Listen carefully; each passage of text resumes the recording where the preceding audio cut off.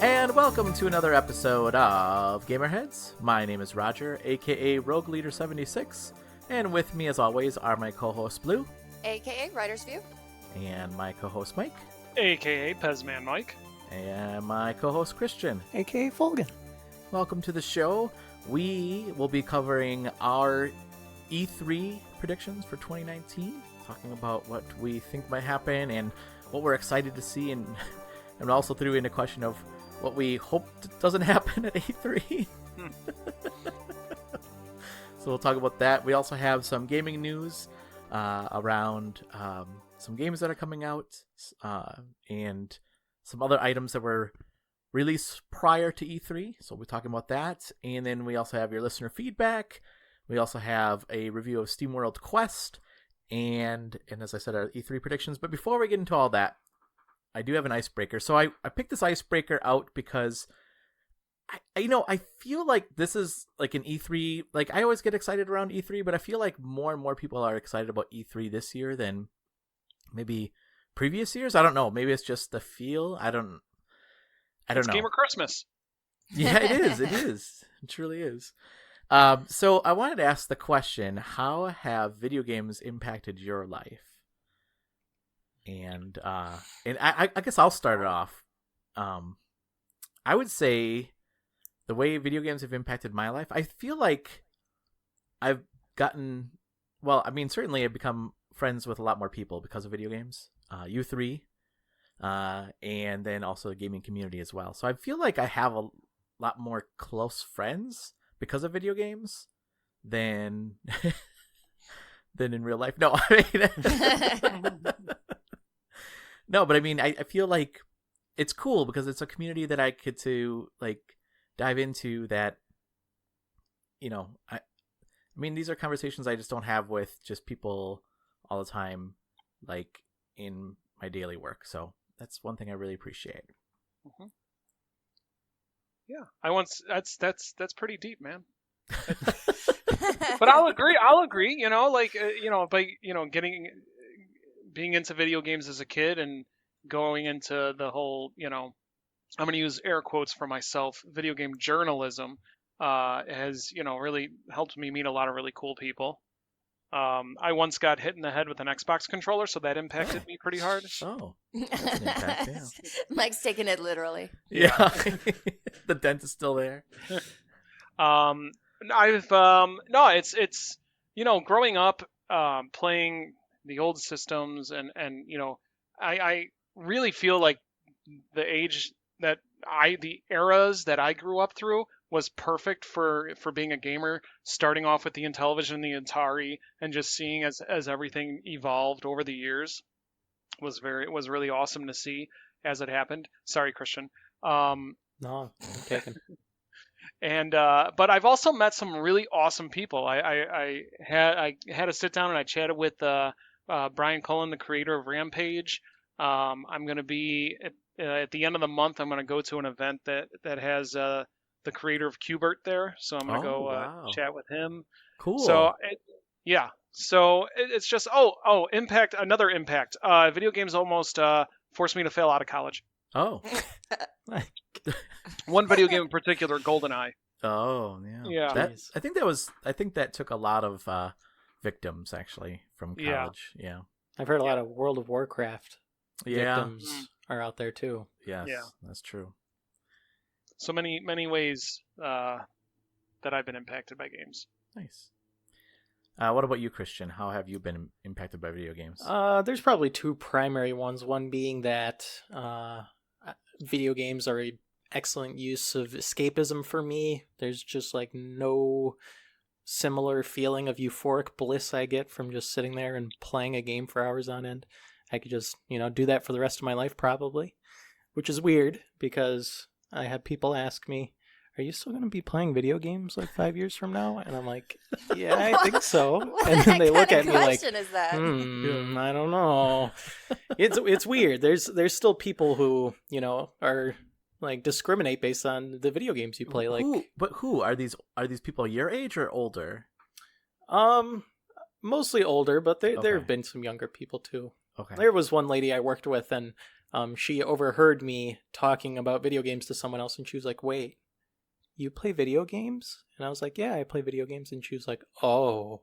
And then she didn't talk to me for the rest of the day. Despite Wait, the what? fact that we sat next to each other for lunch every day, she wouldn't talk to me for the rest of my time there. Wow. Doesn't That's sound like a really big weird. loss. Yeah. Yeah, no kidding. Yeah. She must be one of those people who calls every system a Nintendo. Yeah. Yeah. Yeah, that was probably one of them. Yeah, I wouldn't doubt it. Other than that, trying to get trophies has taught me how to persevere through the harshest adversity. Because for the longest time, I would look at trophy lists and be like, why would anyone want to do that? Why would anyone want to like submit themselves to a challenge? Because up until that point, I would just play on the easiest difficulty. I'd be like, why do you care? I'm just here to have fun.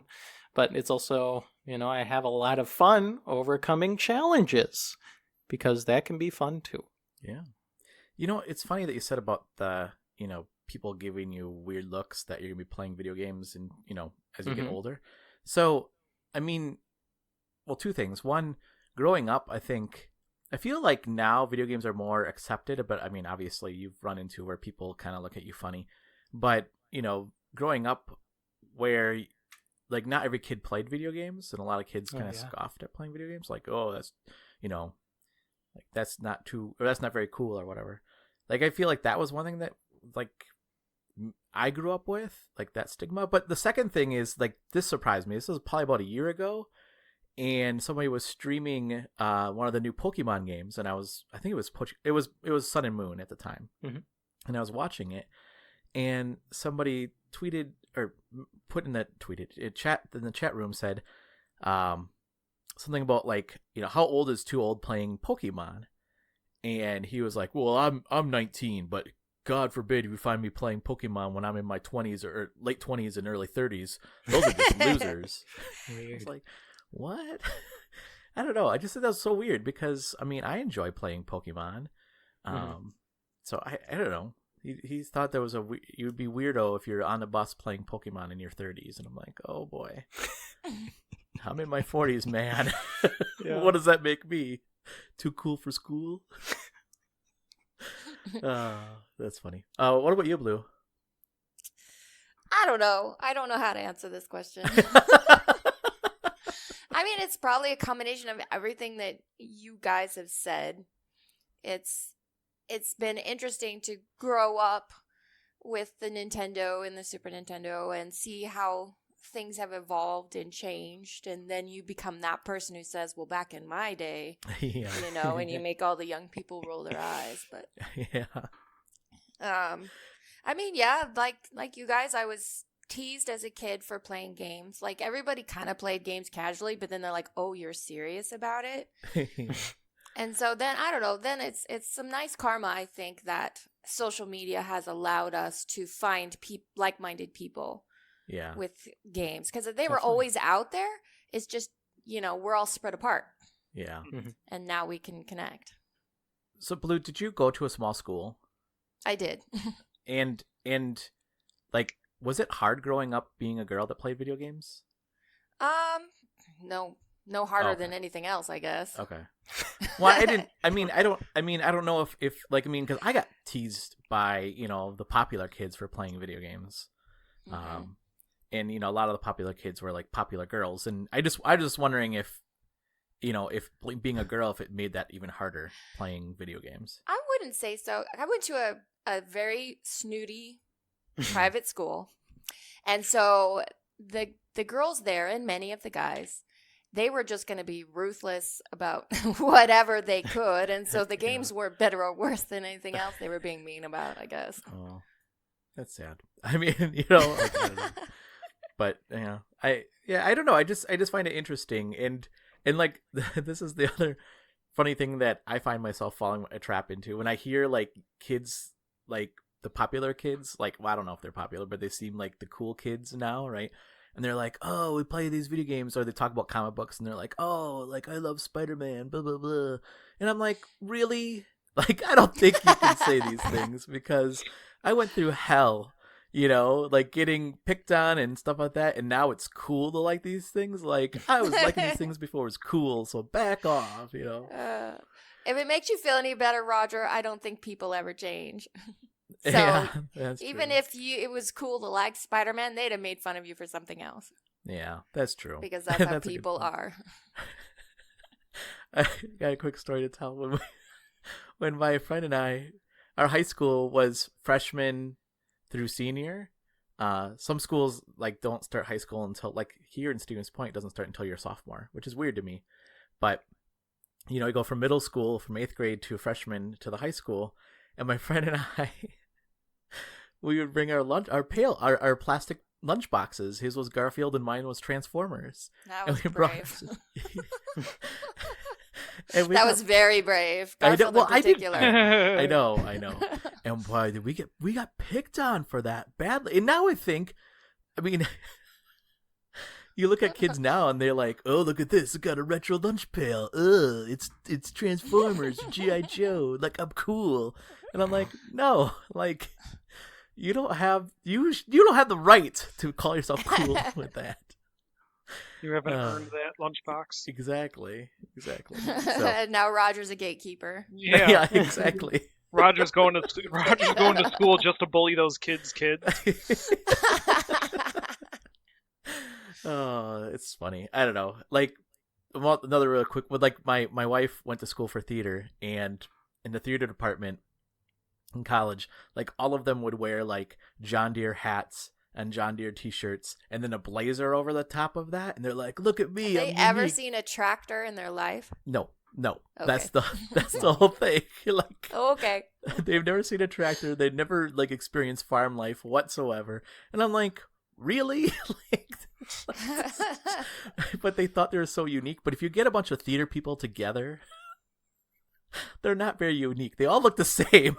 They all have the same kind of style.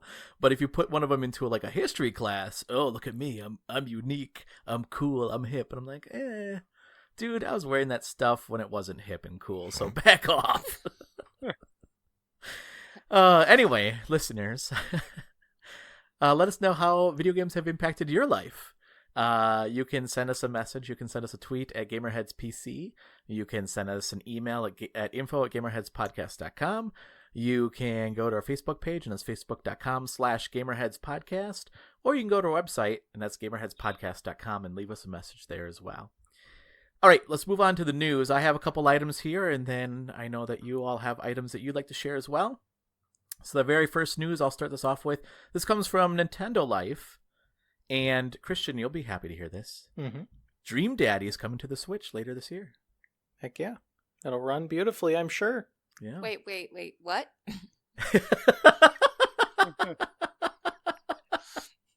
I need some backstory here. Christian, you've played this game, right? Yeah. We've talked about visual novels a handful of times on the show, and Dream Daddy is one of the few that I have played, and I enjoyed it very extensively. It's a daddy dating simulator, right? Mm-hmm. Yeah. Yeah. It's very wholesome, very genuine in a way that I really enjoyed and liked, and it's a really decent dating game full of some pretty amusing mini games, Pokemon references in there. Is it really good? Wholesome? Yeah, totally. Really enjoyed it. Okay. Maybe So you you're- would like it then, Roger. Well, okay. No, Maybe. no disturbing robots. Well, that's true. That is true. You are a daddy that's moved into this neighborhood with your daughter, right? Am I right, Christian? Mm-hmm. Yep. And you are dating other dads. Is that right? Yep, you got it. No? Okay. So, I don't know. There's like several different endings in the game. Mm-hmm. It's an interesting game, for sure. I don't know. Yeah, so I brought that up because I know, Christian, you thought that was an interesting game, so I brought that into the news today. Absolutely. My favorite dating game I've ever played. And you did a paper on dating games, right? In college? Yeah, and Dream Daddy was the subject. Mm. Do you saw that paper? I absolutely do. Yeah. You should post. Can you post that on our site? I'd like to. Sure. I'd like to read it. Okay. Yeah. Do that as a in-depth article on dating games. So I'd love to. cool. The other item that I have here is from hypebeast.com, and I didn't even know that Blizzard was working on a StarCraft first-person shooter, but apparently they were, and now it's canceled to be working so that they can focus their work on Diablo 4 and Overwatch 2. What? Oh. So is it StarCraft if it's a first-person shooter yeah, probably not. and not an RTS? Yeah, I don't know. That just, I mean, I guess weird. it's probably set in the StarCraft universe, I think. But yeah, it's not really StarCraft anymore. Yeah. Well, I mean, I don't know. Was it supposed to be like World of Warcraft? Where they, I don't know. I guess it's more of an MMO. But, well, in any case, it's canceled. Oh. Now we'll never know. Now we'll never Perhaps know. it's for the best. Probably. Yeah, Blizzard doesn't seem too shy to just outright cancel projects because Overwatch was salvaged out of an MMO that apparently made quite a bit of headway through development. And then they were just like, yeah, this isn't going to work. Scrap it. And then they ended up making Overwatch out of it. Wow. I didn't know that. Crazy. Yes, sir. Maybe Overwatch 2 was StarCraft, but they scrapped it and they're just Ooh. reusing it for Overwatch 2. Maybe. But I thought that was interesting right before E3 that news dropped because, Blizzard got a lot of heat for their Diablo mobile game, didn't they? Mm-hmm. Yeah. So maybe they dropped this so that people could be like, "Oh, Diablo 4, finally, thank you. Overwatch 2, amazing, thank you." That's what I have for news. What do you guys have? Well, I think the biggest news of the week was the Google Stadia Connect. Yeah. So we finally got some prices and more details about what the service is going to be. Yeah. Mm-hmm. And I like that name, Connect. I like how different companies are coming up with different names for their Nintendo Directs. Yeah. yeah, right. So it seems like Christian and Blue, you both were intrigued by what the pricing has to offer and such. And Mike, I don't know how you were, but I'm thumbs down on this so far. Well, honestly, the way I look at it is if I could play these other games on a console I already own, yeah. why would I need to buy a new console? That's why I said that. But you don't have to buy a new console. That's the thing. Well, pay for a subscription, I guess you could say. Okay. But the thing is, if they want to entice me to purchase it, then they need to. I need some killer exclusives. Yeah. Mm-hmm. Yeah. And not some kind of Earthworm Jim party game. I would play or that. Destiny 2. Destiny 2. So this is really interesting. So they announced Destiny 2 with all the DLC that, you pay. That'll be one of the first games that you can get with the $10 a month. And then, like, the next day, it was announced that Destiny 2 was going to have, like, a free-to-play mode. Yeah, the entire game is going to be free to play, but I think that they're going to have, like, the expansions and stuff you have to pay for, if I'm not mistaken. Yeah. I thought it was the whole collection is going to be free with the subscription. Yeah, for with for the Google. subscription, yeah. Yeah. Yeah. But then the next day, Bungie announced that they were gonna make Destiny 2. They're gonna have like a free to play version for I think for everything, right? For the consoles and for PC. Yeah.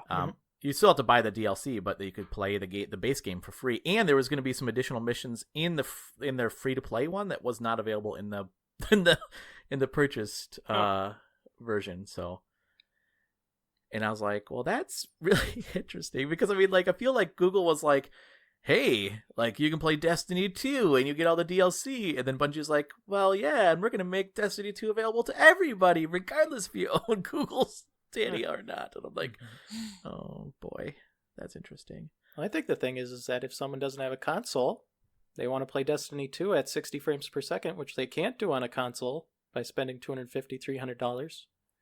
They could spend $10 a month and give it a shot with all the DLC, full Destiny 2 experience. Now, that's true. When you think about the price of a console, you could get almost 3 years of Stadia. Yeah. That's true. Yeah. I mean, if you want to be logical about it. I guess I would be interested to see what other games are offered as part of that $10 a month. Well, here you go. Dragon Ball, Xenoverse, 2, Oh. Guilt, Doom Eternal, Darksiders Genesis, Wolfenstein Youngblood, Destiny 2, Power Rangers Battle for the Grid, Samurai Showdown, The Crew 2, Football Manager 2020, Trials Rising, Assassin's Creed Odyssey, Rage 2, Ghost Recon Breakpoint, Thumper, Tomb Raider Trilogy, Borderlands 3, The Elder Scrolls Online, NBA 2K, Mortal Kombat 11, Just Dance 2020, Farming Simulator 19, The Division 2, Get Packed, Metro, Exodus, Grid, Final Fantasy 15, and Baldur's Gate 3. Wow, that's actually not that bad. Yeah, there is some good support on there, but Baldur's Gate 3. That was announced. That was Wow. Google Stadia. I liked how the announcement, or like their, what was it called? Blue, their direct Connect. moniker. Connect. Connect. It even rhymes. They're connecting with us. Don't you see? It's a very Yeah. internet thing. Their Stadia now Connect I get it. kicked off with the Baldur's Gate announcement. And then they had a pretty decent focus on games that made this thing seem like they were kind of conscious of, gaming culture and what people want to see. And not like a trade show, here's the specs of our machines type situation. Yeah, the Connect was really game focused, which I liked.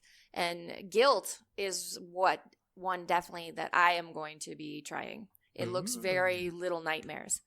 Totally. Oh, nice.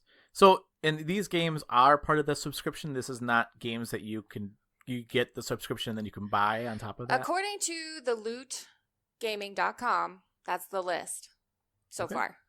Cool.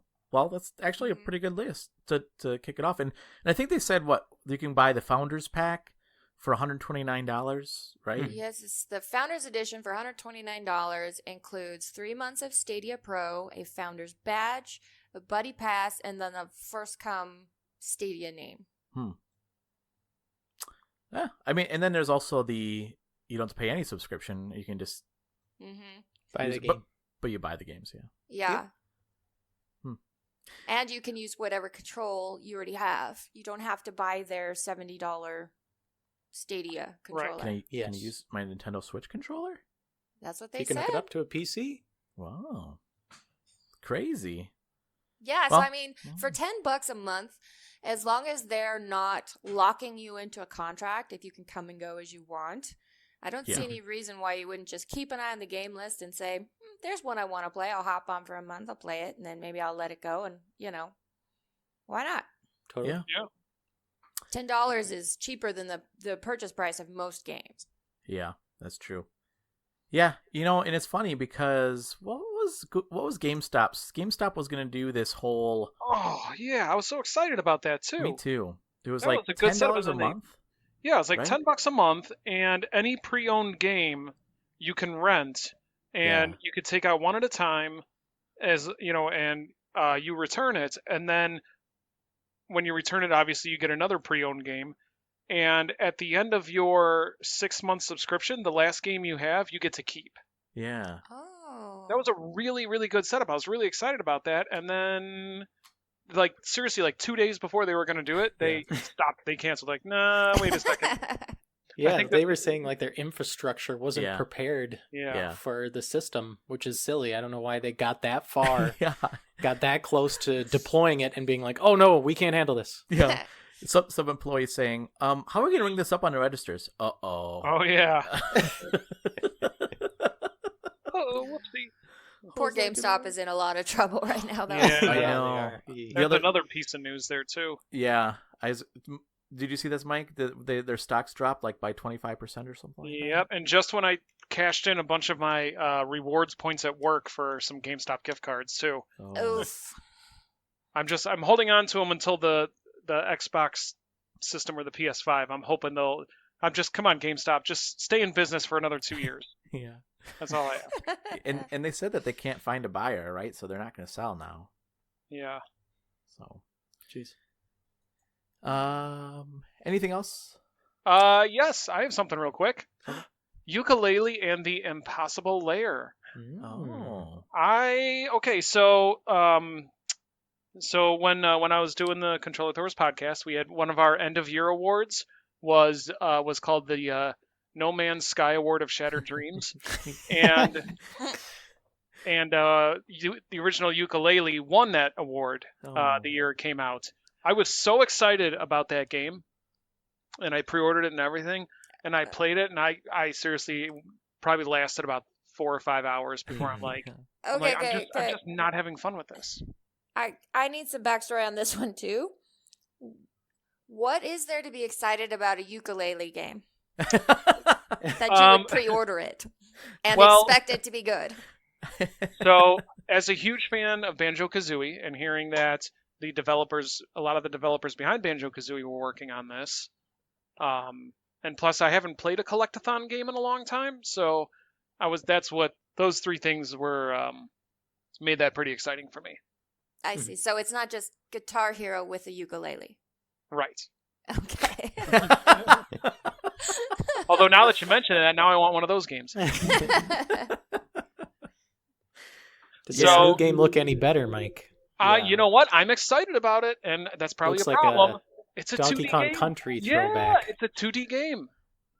So I'm like, all right, well, good. So we're trying something different. I'm glad to see that, because if they had just announced another 3D platform, I'd be like, all right, sounds good. I'll probably never get it. Mm-hmm. But now my interest is piqued, as they say. Now that I found out it's a 2D side scroller. So it's not a spiritual success, or I'm sorry, not spiritual success. It's not a sequel to the original. It's a fresh take on the series. Whatever works, man. Are you gonna pre-order this one? I don't know. I'll let you know when I see more about it. Okay. Also, yeah, it also depends when it's coming out. It also depends what else is coming out at that time. Yeah. I got a budget, brother. Yeah. No, I hear you. Although I did almost buy Runner 3 yesterday because it was on sale for like $20, but I decided against it at the last minute. Oh, Mike, you're I got funny. You problems. impulse buy. I do like, impulse the buy. bad Oh, stuff, you wouldn't believe. I know. and then you Yeah. think about buying the good stuff, and you're like, no, I can't do it. Yeah, how do you think I got this dog? Hey, that dog looks nice. Yoink. Oh man. That's all I got. I'm pretty sure that's how everybody gets their first dog. Yeah. Yep. You know, those bad choices in life, Mike, they add up, and that's why you can't buy the good games. That's right. Yeah, and it's funny because that's when I got the dog. I'm like, I just realized after I got the dog, I'm like, man, I gotta spend a lot of money on dog stuff, and now I won't be able to spend as much on games. Oh no. Oh no. So now I hate the dog. Oh. No, I'm just joking. To all our animal-loving listeners, I do not hate dogs, nor do I hate this dog. So, anybody else have anything? I've got something. Yeah. So there's a lot of pre-E3 announcements coming out, and it seems like EA is putting just a couple of things out there. And one of them that they put out was a Star Wars Jedi Fallen Order gameplay thing. 13 minutes of gameplay footage. Did any of you peeps see this 13-minute footage thing? I did. Okay. I did not. Mike did not. I Blue? didn't. What I Okay. heard though is that it looks like Sekiro, whatever, Yeah. that they made Star Wars afterwards. Yeah. That's what I Interesting. heard. I can neither confirm nor deny it. Roger, someone who hasn't played Sekiro, Yeah. what'd you think about the trailer? I thought it looked good. I mean, Yeah. I think the thing that I enjoyed about it was, it looked so it was actual gameplay footage. They Yes, showed. and it looked like a game was actually being played, which is Yes. not the case with lots of E3 stuff. Yes. So they actually had the person that played the game in the crowd when they were announcing that. Yeah. So I thought it looked cool. The thing I enjoyed about it was that it was open world, and like the force powers that we're using seemed to like really make a difference. Like one of the I forget what the stormtroopers are called, but they're like what are they called? They're the ones that hunt down the Jedi. I don't remember what they were called, but like he used the force to like force pull that stormtrooper to him, and like he took his two-handed like staff and stuck it into the ground so he wouldn't be pulled. It looks so cool. I was like, wow, this looks really awesome. It did look, I mean, I agree with Blue though. It did look a lot like Dark Souls, or look a lot like those types of games like Sekiro. It looked a lot like that, but but it's cool. I mean, I was super excited about it because it's, you know, a single player story driven game, which I thought looked awesome.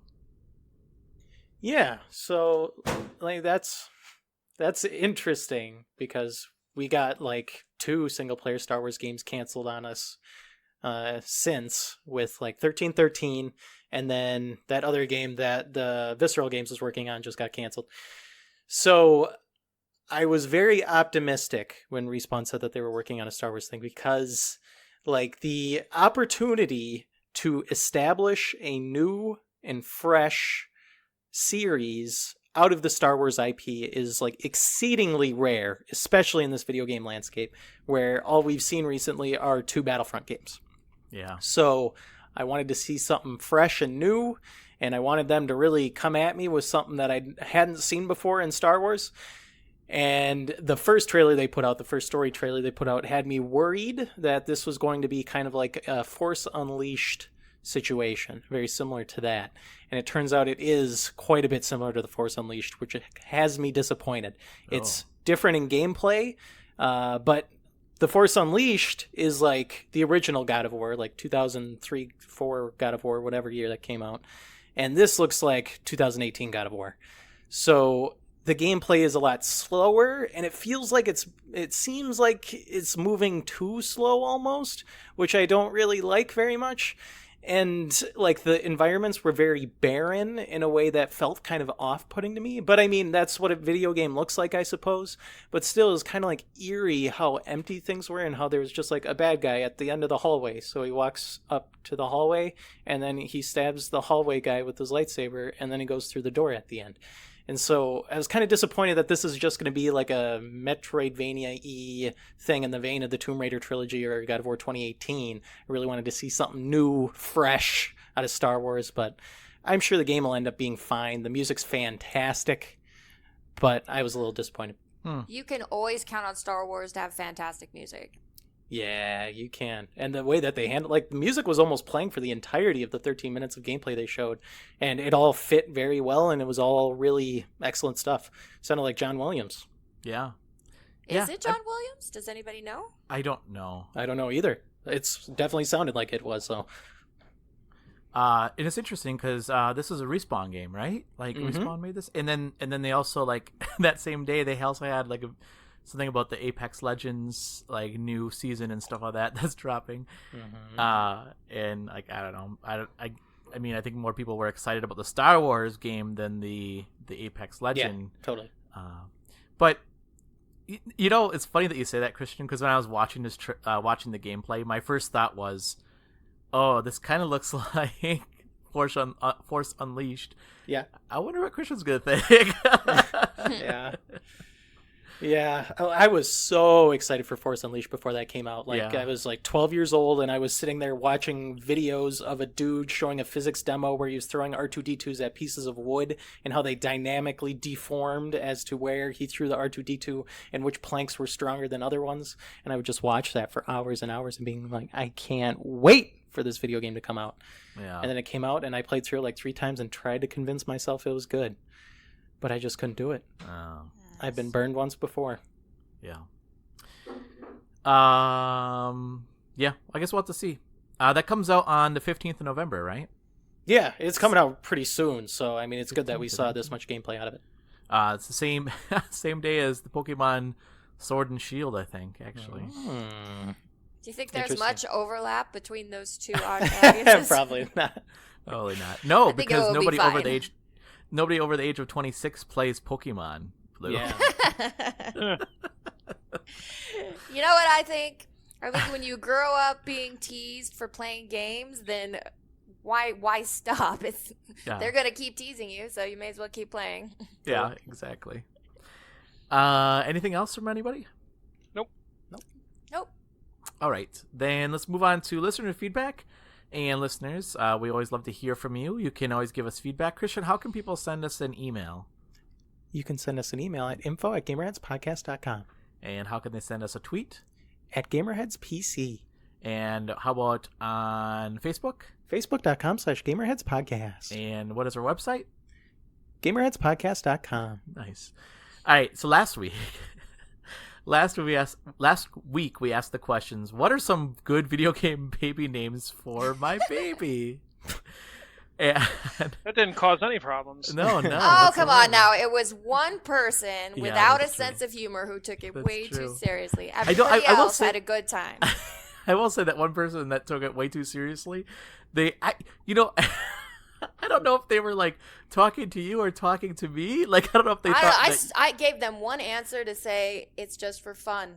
And then after that, I ignored them. okay, because they're So- like, you're way smarter than this, and I'm like, oh well, I mean, I appreciate the compliment. But yeah, I mean, I'm not really. Just to be clear, I'm not going to really name my baby one of these names. I just want everybody to be clear. If it happens to have the same name, it has nothing to do with the fact that they're in a video game. So. Well, come on now. If you want to name your child a video game name, that's your That's decision. true too. That's true too. Yeah. It has And- nothing and- to do with peer pressure about people who think, oh, if I was in a job interview with little Yeah. Samus, I'm not going to give her Yeah. the job because Yeah. of my Yeah. preconceived, notions about what she's going to be like. That Yeah. She No, probably I plays agree. video games. She's not going to work. She's Yeah. just going to play her video games. Yeah, yeah, that's right. exactly. Why would I vote for somebody named Metroid? I don't know. Whatever. Let's go through some of those names then. So, Blue, do you want to take the first one? Sure, this is from @Prontastic, and he said Prompto from Final Fantasy 15 or Joker from Persona 5. Yeah. Joker would be interesting because a lot of people. Joker Yeah. would be tough to pull off, but Yeah. Prompto. Yeah. Yeah. Oh, I ran into I was at a Walmart and the cashier, her name was Harley, and I said to her, "Oh, were your parents fans of Batman?" She Or said, bikers. "No." A motorcycle, yeah. And she gave me the weirdest look, and I was like, "Oh, sorry. I was thinking Harley Quinn." And she's like, "I don't know who that is." I'm like, "Okay, never mind." Joker's also the name of the pilot in Mass Effect, so there's Oh, some that's overlap true. there. That's But I true. wouldn't recommend naming your kid Joker. Nobody's going to know that it's from a video game. Yeah, Yeah. that's true. That's Unless Yeah. your last name is spelled Kerr and you name the kid Joe, then you're good. No, save it for your next dog. yeah, that's right. That's That's right. probably better. Let's see, Mike. You want to take the next one here? Sure, and that comes from at Crunchy Kong. It's Crunchy, Crunchy okay, Kong. that's what I thought. Crunchy Kong. Oh, did I spell it wrong? That's No. okay. Okay, sorry. He's only Crunky Kong on Saturday nights. Yeah, that's right. That's right. Booker DeWitt from Bioshock Infinite. Yeah, I like that name. That is a good Booker. name. That's a good name. That is a good name. Let's see. Christian, you want to take the next one? Sure, this is at Overthinkery1 tweeted Steve, as in the Minecraft protagonist, whose name actually includes a question mark, so you have to do a little up inflection on it every time. You are in so much trouble, Steve. Yeah. I don't know Yeah. if that's gonna work. He'd spend the rest of his life correcting people's pronunciation of it. That's right. Yeah. Yeah. So he runs for Also, office. it makes you sound like a bad father. Hey, whoa, Yeah. he's so cute. What's the baby's name? Steve, Steve? Yeah. I think. Who did you vote for if he runs for office? Steve? This next one comes from Pixel Prophecy, and they tweeted, "Baby Mario, you're welcome." No. Like It that's fit well with Blue's picture, though. That's true. yeah. That's Everybody true. liked my finger art. Yeah, Mhm. that was pretty good. The next one, Blue, do you want to take the next one? This is from @GoldenAgeNerd, and they tweeted Luigi, Samus, Peach, Kirby, Paper, as in Paperboy, Ness, Sonic, Pepsi, as in Pepsi Man, Spyro, Crash. Okay, I'll stop now. Yeah. Christian, did you know that we actually know somebody whose child's name is Ness? I Yeah. did, yes, Yeah. sir. So, Yep. and she named him after After the Nintendo. console. Yep, that's right. I I've like got that a- name. That It's is a not good bad. name. Yeah. I've got a cousin who named her kids Peach and Ganon. Yeah. And I met them one time, and she said, "Ganon, get over here." And I was like, "Oh." And I met him, and I'm like, "So your name's Ganon?" And he was like, "Yep." And I was like, "I'm so sorry. I don't know why she did that to you, you poor soul." I think she played like 2 Zelda games, and she wanted to like show off how cool she was and hip and with Oh. it. So But she named her what- kid Ganon. What? But she did she? I mean, Well, did she apparently not his listen to the beginning of this destiny- podcast? His destiny has already been decided for him. Yep. Yeah. Mhm. Yeah. And Peach too. She has to be captured in a castle, saved by a plumber. Uh-oh. Yeah. Hopefully he's a nice plumber. Yeah. And then the last one here, Mike. Do you want to take the last one? Sure, this comes from Retro Give Monster, and they tweeted, I would just name him Call of Duty 4 Modern Warfare. He'll grow into it. Yeah. So, I'm sure Activision would pay you to do that. So if you're going to do that, make sure you call them yeah. first. You're They right. might. They might. There You're was right. like a Taco Bell thing or something one time, wasn't there? Where if you named your kid after some like taco or something, they would give What? you like Taco Bell for life. Chalupa. I think that was a thing. It might not be Taco Bell, but there was something like that. Drop the chalupa. I think a disturbing number of people would actually take them up on that, though. Totally. I know. Yeah. I know. What? Free I Taco would. Bell for the rest of my life? Mike, Go change my Michael. kid's name. I'll legally No, I'm change my sorry. name. I'm sorry, Robert. You're known as Crunchwrap Supreme from now on.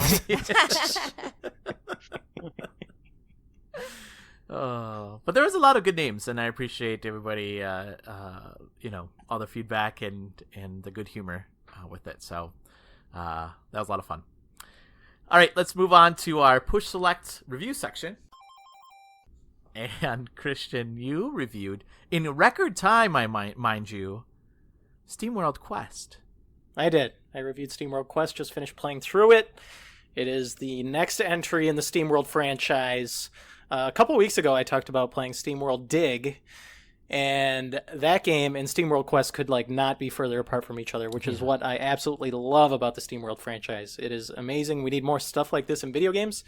It makes sense why, big AAA studios don't do this. It makes sense why they just churn out sequels all the time, because they're safe bets, because they get a good return on investment, because they're established IPs and names and franchises. But here we are, SteamWorld Quest.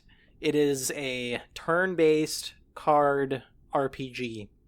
And I've seen some, Slay the Spire screenshots circulating around. We might talk more about that later, I'm sure. But there's a lot of similarities going on. I was like, whoa, this is like uncannily similar to the UI of SteamWorld Quest. Yeah. It's weird. But it's pretty simple. I mean, when you hear cards, I don't know about you guys, but I get turned off like instantly. I'm like, oh, no. How much do I have to play like a card game with this? Is that what I have to do? Is there, because I mean, like established franchises like Magic and Pokemon and Yu-Gi-Oh, like you can go out into the world and talk with people and play with them in real life with these things, whereas like other like card collecting games, I can be like, what am I going to get out of this? But it's very simple. It's just a turn-based RPG. So you just take turns. You got a party of 3 people, and then you get a hand of cards, and each card is just one attack or heal or buff or something. And then you play the cards 3 at a time, and then you execute them.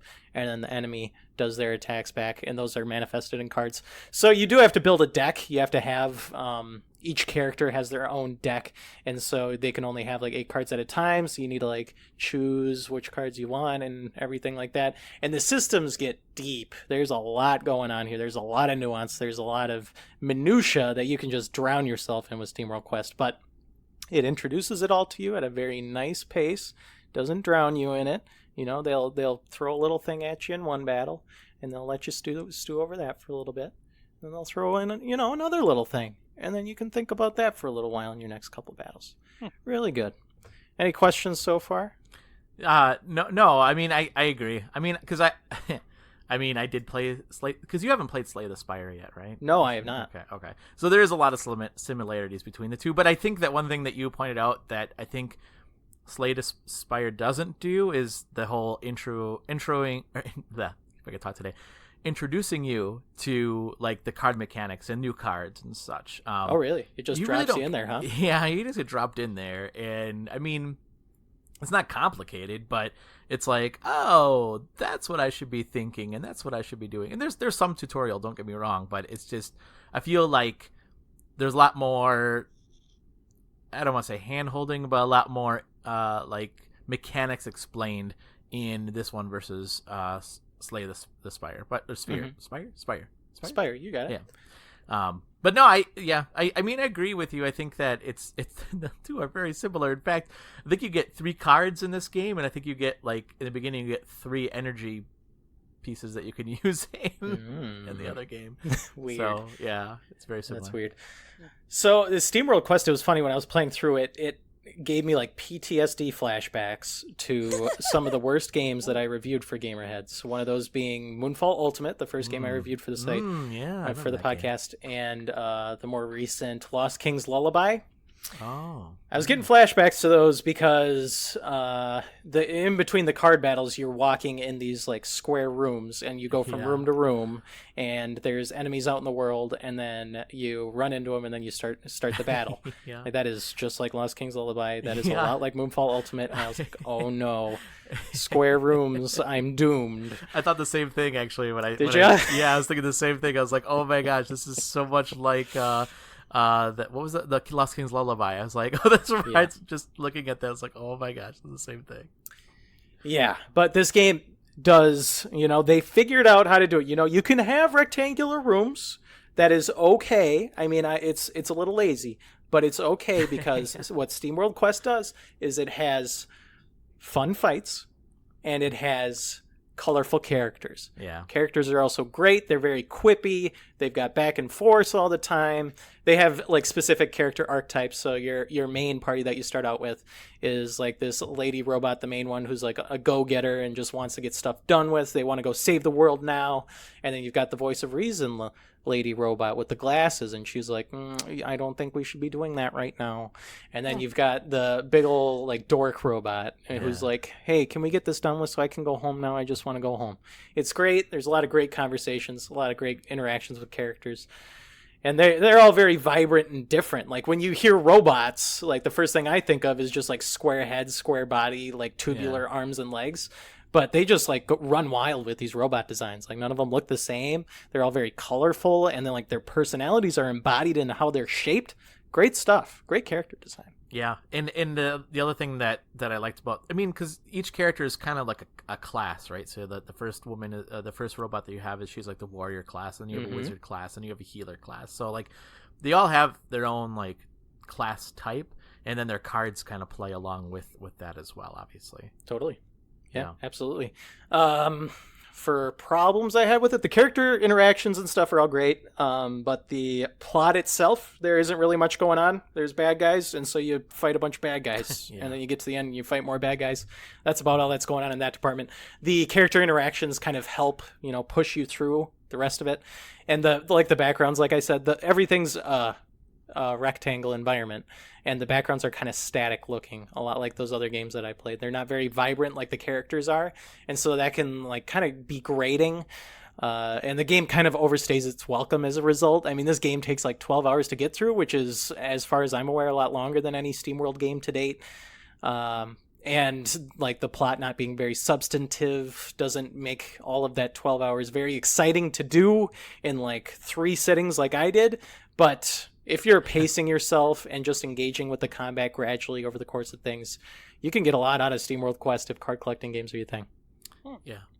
I think that a couple things that I really like, I mean, so it's funny because you said that normally card games kind of turn you off. I actually find card games to be fascinating, and I like that. I like that. Totally. I liked the, it's different because you can't just walk in there and say, I'm just going to hack and slash and just, it's like whatever cards you have in your hand, those are the cards you have to kind of play, and you have to think about what cards you're going to play. And some cards, you have to, I think there's some that like will say you have to discard a card if you play this card and such like that. I know there's some strategy behind it that's different than if you're just a normal RPG where you have mana and you're trying to figure out what attacks to use with your mana. There's just some element of randomness in the card building too. So yeah, ridiculously complex. You can go deep into that SteamWorld Quest combat and try and figure out how the heck you're gonna beat that game on the hardest difficulty. Good lord. Yeah, because that game's tough on normal. Yeah. I'd be interested to see what you think of Slay the Spire when you start playing that, and how you compare this to that one, because I actually like Slay the Spire a little bit more. I certainly enjoy SteamWorld Quest, but there's like an element of like the challenge is way harder in Slay the Spire for sure, like way harder. And then there's daily quests that you can go on in Slay the Spire, and I was super proud of myself because I made it through. You know, they have these different towers, so you go through all these different towers, and I made it for the first one, and I was like, yay! And then there's, well, no, that's just the first level. I'm like, oh shoot. But that's how you can earn cards too in your deck, by playing daily challenges, where you didn't really get that in SteamWorld Quest, you know. So yeah, I see what you're saying. What was your reviews up on their website on GamerHeadsPodcast.com, and what was your final grade on it? I gave it a B-. I was really positive on it. The combat's great. It's not going to win over anyone who isn't already sold on card combat, but it's really well implemented, and startlingly so for a studio that did this for the first time. Yeah. So, yeah. I mean, and Mike, I think you got the game now, right? I do. Yeah. Haven't gotten into it yet, but I shall. Okay. That's right. So, but yeah, thank you to our friends at Thunderful Publishing and Image and Forum for giving us the review code to play this game. So, all right. Let's move on to the games that we're currently playing then. And Blue, we'll start with you. What games are you currently playing? So, I tried out Kid Dracula after your prompting last week. I'm excited. I think I liked it because I went into it not even thinking about it being a Castlevania game. Yeah. And it's just a cute little, run-of-the-mill platformer. Did you beat it? Well, no, I didn't beat it. Oh, okay. Because I say it's hard, isn't it? I think it's hard. I guess it depends. How are we defining hard? I think that it's just one of those games you need to play and memorize what you're supposed to do, and then you keep going. Yeah. I guess. I mean, don't if know. you think you're going to sit down and play it through on your first time, that's not how most retro games work. Yeah, that's true. Yeah, I mean, it's different. The weird thing is, like, you're not. I mean, are you playing Kid Dracula and you're fighting against other monsters? Like, why? I don't get it. Don't think too hard about it. It looks like a game that was meant to be something else, and then it got thrown into being a Castlevania game, like a la Mario 2, Yeah. So I don't know if that's true, but it's what it seems like. Yeah. But holy cow, that knockback, that's for real. Mm-hmm. Oh. Like every time you get hit by an enemy, Yep. it not only it knocks you back, but it paralyzes you for like a full 2 seconds. It's forever. Yes. And then if you hit one of those platforms that spin, if you get knocked back, you're screwed. I mean, there's nothing you can do.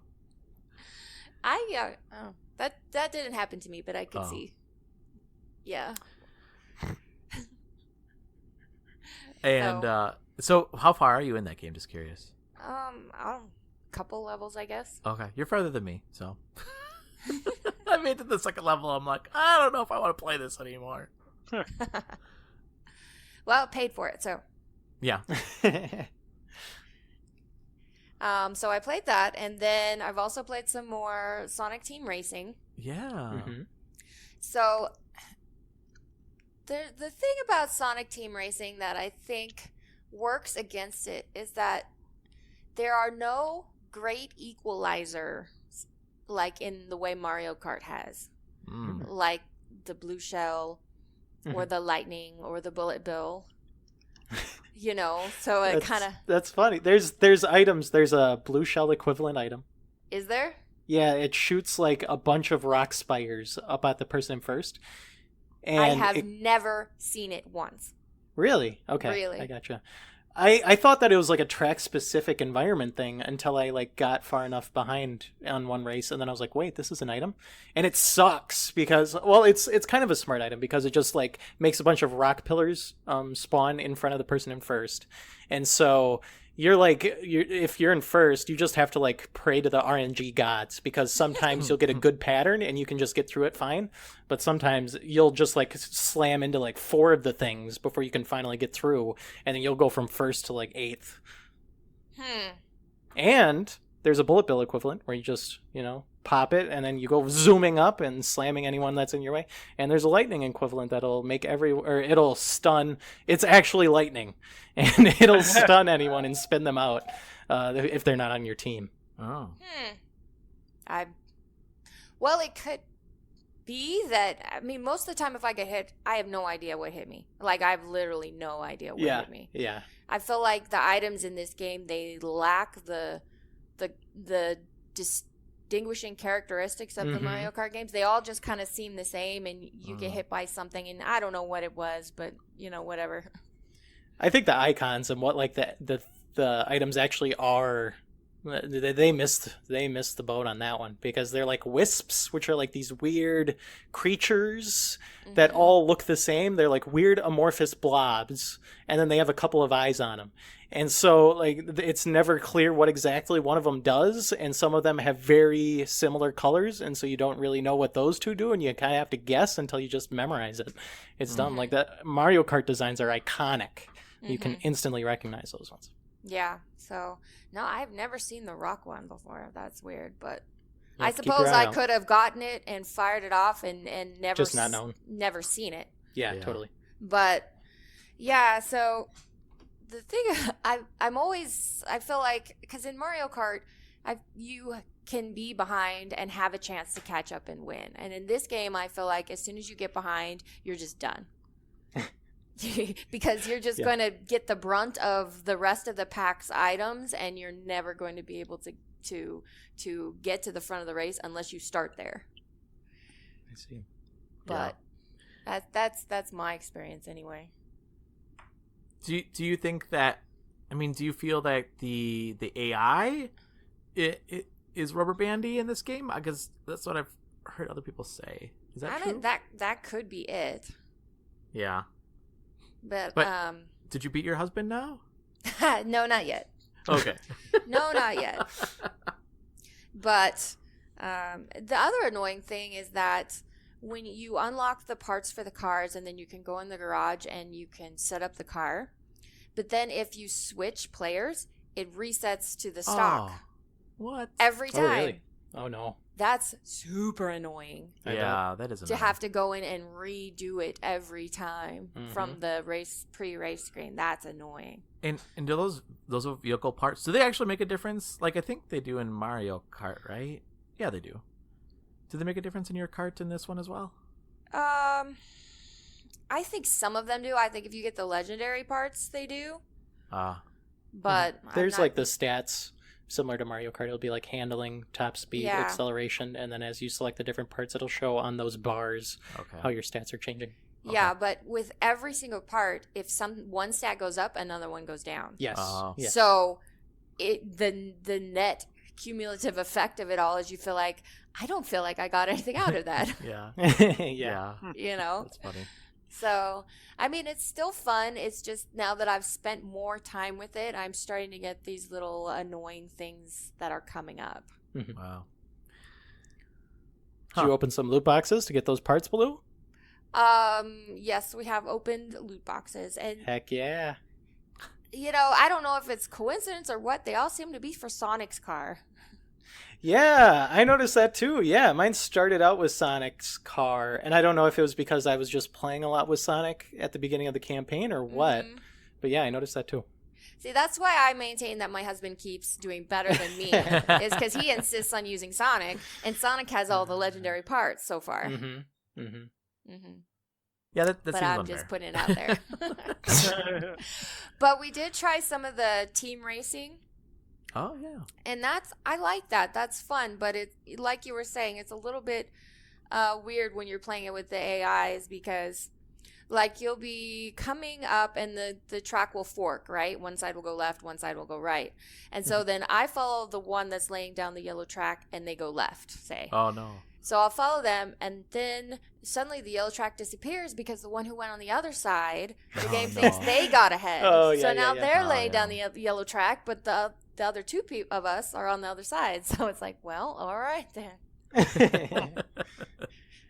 So That's funny. yeah, it's a fun game. I think I still prefer Mario Kart, Yeah. because I think Mario Kart has the formula down so well that all these little annoying things have kind of worked their way out. Aside from the steering assist, which can die in a fire. Yeah. Isn't Crash coming? Crash is it Crash Team Racing It's Crash Remastered Team coming out Racing. this month. I'm This so month, excited. Yeah. Yes! I gotta keep my remastered Crash and Spyro Platinum Collection complete. And I'm gonna try and continue that with CTR. Okay, but where's our Diddy Kong Racing remaster? Yeah. Good question. Seriously, where's that? I don't know. Maybe they'll announce it at E3. I doubt it. Well, Nintendo actually, 64 Virtual Console? well, yeah. Well, I was gonna say. I mean, we talked about this last week, but Mario Kart 8's been out for 5 years. It's time for a new It kart is racer. freaking time. Yeah. Yeah. Mm-hmm. We'll see. I doubt it. I don't think we'll get it. No, I don't think so either. I think they're going, yay, Mario Kart Tour, isn't it Yeah. great? Yeah. Exactly. There were rumors that Star Fox was going to get a racing game, right? There's Yeah. like Star Yeah. Fox something. Yep. That hasn't happened yet. Hmm. Who knows? No, it has not. Yep. Anything else, Blue? Yeah, so then the other game I have been spending more time with is Kane Magic Zero. Yeah. Yeah, it's very silly. It is very, very silly. Still, my biggest gripe with it is the loading times. Oh. They are ridiculous. Are they frequent? Do they happen a lot? Yes, they do. Oh, yeah, that doesn't help either. Yeah, so it's like every time, so you be in the main menu and you choose your location, and then you get the long loading screen to get to your location, and then from there you go to the dungeon. Then you need another loading screen to get to the dungeon. And then one time I accidentally went back through the horse portal instead of into the dungeon. And so it sent me back to the main menu. So I had another loading screen to get back to the main menu. No. And then I needed another loading screen to get back through the horse portal. And so it's like, it definitely kills the pace of the game. And then the other thing that I've noticed is maybe I'm just stupid and I can't figure it out, but I can't find any way to manually save the game. Oh.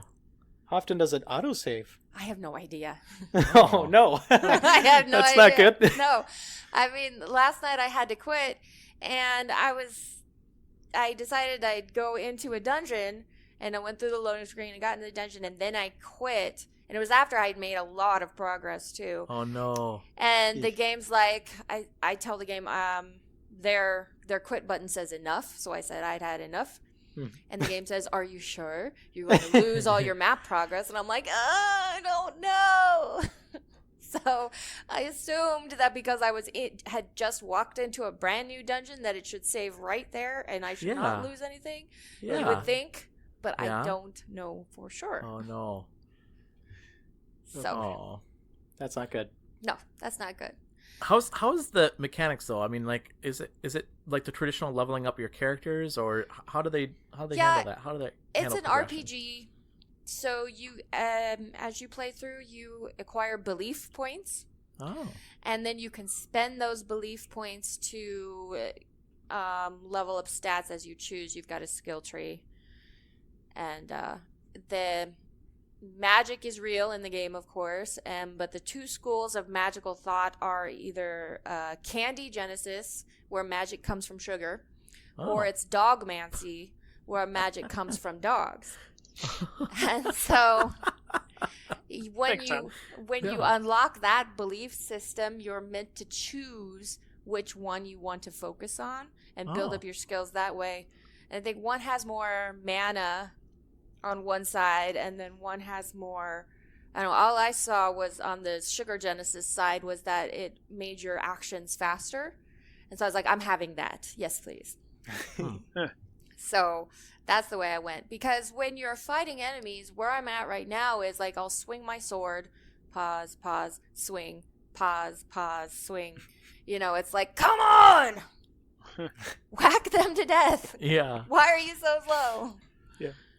So is it like, is it turn based, or how is this work? Is it like action, or what? No, it's kind of kind of like a Diablo 3 kind of thing. Okay. Oh, You just run around on the screen and kill stuff. And there's some light puzzles to solve so far, and there's all kinds of things to break, crates and suitcases and like boxes. Everything you break has stuff in it, and you can pick up these items and you heal yourself by eating food. Or sometimes you pick up things that explode, or you pick up potions. And so you pick up the item with A, and then you hold down A to swallow it. And it's not always immediately obvious what the thing you're holding does. So when you hold down A to swallow the item, you have about half a second to see this very worried look on the person's face that he gives you if you're about to swallow something that you shouldn't swallow. So I didn't catch that the first several times, so I ended up swallowing bombs, and that was bad. But now that I see it, now if I press it and he says, no, don't make me swallow this, then I can let go of the button, and it cancels it. So. Oh, interesting. Oh, wow. So that's cool. And how far are you in, and how much farther do you think? Does this seem like a long game? I am not sure. Oh. Honestly, right now I have to locate the 6 wizards of Pop-Tart Academy so that they can help me break down the chocolate barrier to the dog's fortress. Oh my gosh. I've spoken to all of their 6 dogs, and they've told me, their hints about where they think their wizard masters are. So sounds like they were good dogs. Yeah, good boy. Yeah. Kind of. One of them was like, I don't know where they are. Please find them. I was like, okay, Oh, you're so helpful. So, Fun. yeah. Yeah, it looks like an interesting game. Because you got the review code, I don't know if you got that free DLC or not. Did you get the free DLC or? I can't tell. Oh, okay. I don't know what the DLC is, or maybe it doesn't show up till after you beat the main game. I got nothing. Okay. I'll have to look into that some more. Because, they came out with announcement that if you pre-ordered the game ahead of time, that you would get this free DLC. And I don't know if that was just part of if you pre-purchased it or what. So, cool. Anything else? That's it. Mike, what have you been playing? So I have been spending some more time playing Spider-Man. Yeah. I think I'm getting closer. I think I'm at like 72% of the game done. Nice. Really? What part of the story are you at? Where am I in the story? I just found out that Dr. Octavius and Norman Osborn have a bit of a checkered past. Yeah. So I don't think I'm that far into the story. But like I said, yeah, because I'm doing so much of the side stuff. Yeah, you must be if you're at 72% so early. Yeah. So, so playing some more of that. Played a little bit more of that Dawn of Survivors game on the Switch. Yeah. And I think it's getting to a point where it's like, all right, well, there's a lot of stuff in the game that's broken. I will say that.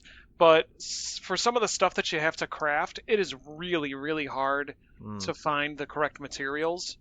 So, I don't know. It's starting to... I'm starting to get a little bit bored with it. But, like I said, I spent $2 on it for the time I put into it so far. Yeah. It works for me. So. Yeah. Well, it's $2 you could have used for Bit Trip Runner 3. Yeah, but... still... Shut up. Stop being logical. All right, so I also played Borderlands the pre-sequel yesterday. Oh, yeah. Since it was free on PlayStation Plus. Yeah. We so can I play just that together, by the way. Yeah, right? That's right. Anyone who has PlayStation Plus can play. Yeah. So I just went through the tutorial level before I went to sleep because I had a long day yesterday. I also I also did a little bit of Labo. The boy got some Labo stuff for his birthday, so we put together the fishing pole and that little bug, the remote control bug. Oh, cool. That was pretty fun. Yeah. And I also played, so I actually got a lot in this week. I played Arkanoid, and it's that's such an interesting choice. So every month for my team, I do a high score challenge. I've got an NES hooked up in our team's pod, and I pick out one game every month, kind of like how RGB does. I pick out one game every month, and you're allowed to try as many times as you want. But whoever gets the highest score, I'll make a perler magnet based on that game that they could put up at their desk. Oh, jeez, that's awesome. Wow, that does sound awesome. Can I work for you? Sure. It's a long drive, but yeah. So last month was Galaga. So this month we're doing Arkanoid. So I always play just so I can put my score up there, just as a reminder that I'm better than everyone. Do you make yourself the perler magnet then, Mike? Yeah, I make it myself. Do you, like, no, if you have the high score for Arkanoid, are you going to make it yourself? No. I just do it to establish dominance. Okay, yeah. I can appreciate that.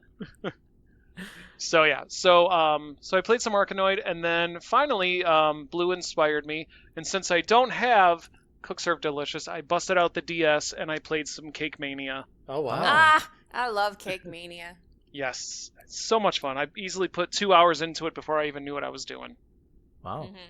Yeah. So, Fun. so I played a lot this week. Yeah. Jeez. Cool. For myself, I have been reviewing Assassin's Creed 3 on the Switch, and so I will say this: there are certainly some issues on the Switch. It's hard to call this a remastered version when, like, every time you go from like a loading screen to like the actual gameplay, like the audio sounds like it's a record skipping. It's like, so that's a little rough. Christian, you would probably really be annoyed by some of the frame rates. Like, there's some rough moments there. There's one time, like, you're on this mission and one of the guys that are with you, like, is working ahead. It's like an escort mission, and you tell the people, "Oh, go take out the guards ahead of us." And he took out one of the guards, and the guard just kind of like disappeared. Like, I don't know what happened to that character. Other times where a guard will just pop up, and you're like, "Hey, where did you come from?" But overall, I will say I haven't played this Assassin's Creed. This one actually always intrigued me, and it was at a time where I wanted to play. I played 1 and 2. And then for some reason I never got 3. Well, I think it's because I didn't have a whole lot of money. And then I got 4. So I skipped over 3. And so I've always wanted to play this one. And I will say, it's cool to play this game on the go. It's the first time we had an Assassin's Creed game on the go. Wait, that's not true. It's... That's not true at all. No, but it's the first time that they're numbered entry has been on the go. Yeah, exactly. Yeah, and it's bigger than Liberation, right? Isn't it? I think it is. So Liberation is part of this remastered pack though too, so you can play Liberation as well. So I'm enjoying it. It's a little weird, like some of the characters too. Like I wish I thought I had 3 on like 360, but I don't. But like some of the characters, like their eyes look like they're zombies or something like that. I don't know. Some of the facial expressions. The dead eye look. Yeah. It's so weird looking, but it's fun. I'm enjoying it. So I've been playing that. I started Slay the Spire, and I'm really enjoying that game a lot. That game is like everything I wanted in like a card game with like role playing. Like, I love the fact that there's daily missions that you can go on and earn different cards for that. And there's no real story to it. It's just you're going through the spire and like these different levels, and you get different cards and you get different money, and you run into merchants and you can buy cards from them. It's really good. It's really good. Like I said, there is some tutorial. Don't get me wrong. There is some tutorial, but it's just not as I guess heavy as probably SteamWorld Quest. It's a roguelike, right? So you're meant to be like yeah. mill over a bunch of runs. Yeah. Oh yeah, it's a rogue. So the first time I made it to the boss, like I had 80 health and the boss had like 300. Wow. And I was like, how am I supposed to beat this thing? There's no way I'm going to beat this thing. And then the second time I made it to him, I had a little bit more health, but he was still really high level than me. But I was able to play strategy a lot better the second time because I started figuring things out a little bit more, and I was able to beat him. And I was like, "Oh my gosh, I beat the boss! I can't believe this! I actually made it through this!"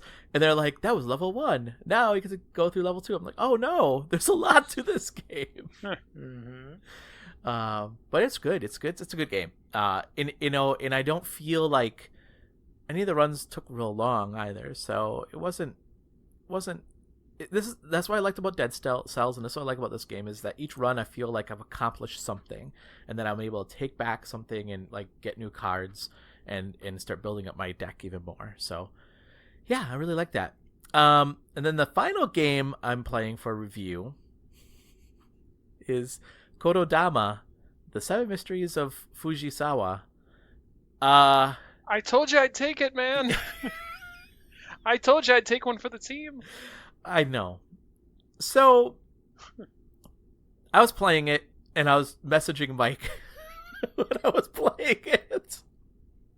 And he's like, uh-oh, how's it going? And I'm like, actually, it's not starting that bad. It was like any other visual novel that it seems like I played recently. You're a student at a new school, and you have a pet cat demon talking to you. And you run into this character, and she's like, oh, did you hear the noise? And you're like, I don't know what's going on. And then you go and you go to class, and the girl that you ran into, she's in your class, and she's going to like show you around the school. And the very first thing that happens is that she's like leaving the classroom, and she runs into a vase and knocks it over. So up to this point, it's just normal story, nothing weird except for the cat talking to you, but that's, cool. I mean, whatever, I don't care. And then the other students are like, who knocked over the vase? And then the demon cat comes up and says, oh, you can use your power, the Kododama, the power of words, to interrogate her. And I was like, okay. And then it takes you to a screen that looks like any of those match 4 games like Bejeweled and things like that, where you have like different globes and different colors, right? Yep. And you pull the character who you think knocked it over. You can only interrogate her, but apparently you create her in your mind, and then you connect these orbs. Oh, so the cat demon character says, yeah, you'll use these powers of words by connecting these little orbs in the same color together, and then it will like peel her back like an onion. And I'm like, okay, like so you can understand the truth, you can expose the truth, okay. So the cat says, whatever you do here in real life is going to affect her in this imaginary world is going to affect her in real life, so just pay attention to that. So you start collecting these orbs, and like every time you get colors orbs over there, she starts losing her clothes. And I'm like, this is enough. I'm done playing this game. Like, you're basically stripping your target naked. It's yeah. So, Mike, you owe me big time. Yeah. Yeah. It's not a good game. It's not. I'm sure there's a market for it. I don't. Yeah. I think it's weird. I mean, there's no this. Here's the thing. As a visual novel, it could be a cool story, because then you start like learning about like there's these seven secrets in this academy. That's what this is all about. And like one of them is like the principal is never seen, so you have to figure out who the principal is. And then there's like this ghost that lives in this school. You have to figure that stuff out. Like, and that could have been really cool to figure that all out.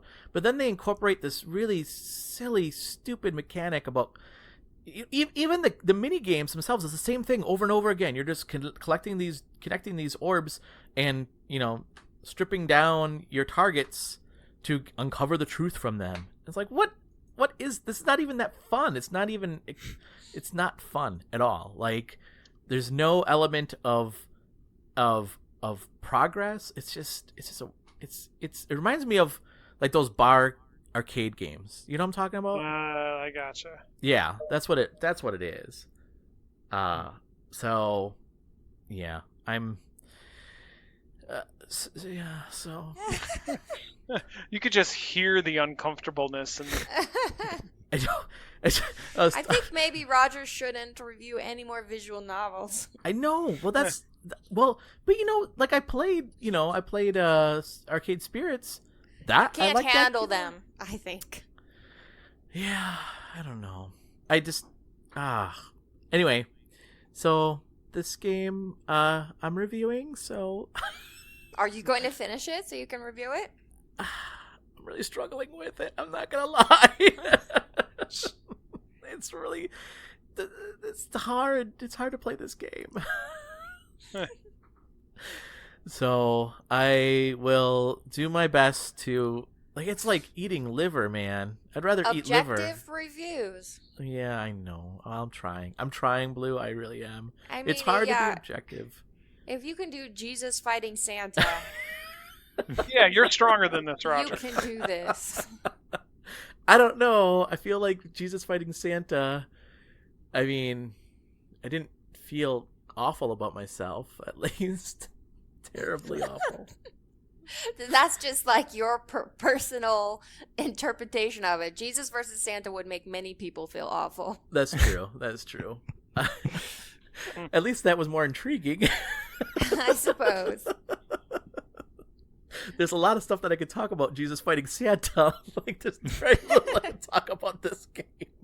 Look at it. You know what? Never mind. I'm about to go someplace real dark with this, and I'm just going to stop myself. Okay. All right, Christian, what have you been playing? Well, other than dumping too much time into SteamWorld Quest, I went back to a game that I played as a youngin' and enjoyed. I guess a youngin', relative. I was 16 the last time I played through this game.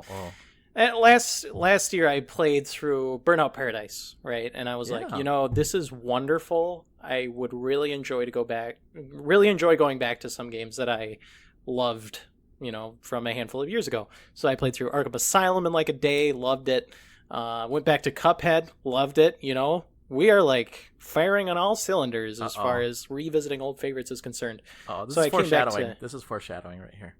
Maybe it is. Came back to BioShock. So have any of you peeps played the first BioShock game? That's the only one I played. The only one you played. Through to the end, Mike? Yeah, I loved it. I love that game. Awesome story, awesome gameplay. Mm-hmm. What about you guys? One of my favorite I'm jump sorry scares. for interrupting you, Mike. Sorry, go ahead. Roger is not. Have you at all, Blue? No, I've not. No? Okay. So I first played it when I was like 16, like I said. And back in that day, I was like, this is a fun first-person shooter where I'm getting more abilities and stuff. And so I wanted to go back to it. People herald it as one of the greatest video game narratives of all time. So I come back to it, and I just finished getting the Platinum Trophy in it for Platinum number 105. I think that was a good 105 number. I'm happy with how that shook out. And I absolutely love the game. It is fantastic. I love it even more than I did the previous time I played through it. Wow. So good. The atmosphere, the environments, just top notch. And this is a video game that they wouldn't make nowadays because the environment of Rapture, this underwater city, is like a bunch of tunnels and a bunch of claustrophobic rooms. And today, people would see that and be like, why would you want to play that? Why wouldn't you want an open world video game? What's wrong with you? And it's so sad because the tight, focused experience that is BioShock doesn't really exist these days anymore. And it's unfortunate. Arkham Asylum's the same way. That's my favorite Arkham game. But those games don't exist anymore because we got to have the big, bombastic, open world video games.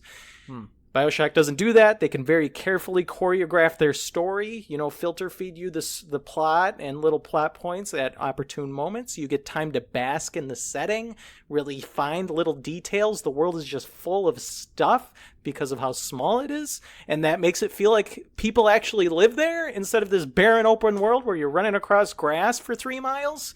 So good. Loved it so much. There's some gameplay problems. It's a first-person shooter, so there's a lot of hacking. So the hacking in this video game is basically Pipe Dream, where the water comes through the pipes and then you got to rearrange the pipes so that they get out to the other side, and then you hack something. Everything you can hack, like the stores, you can hack turrets, you can hack cameras.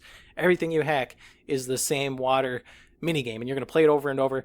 And the worst part about that minigame is that some of them are unwinnable. Some of the hacking minigames are unwinnable because they use RNG to place so there's a bunch of tiles, and on some of the tiles there'll be an alarm spot, or there'll be an unmovable spot, and sometimes those obstacles will be placed in such a way that is impossible for you to hack whatever you're hacking.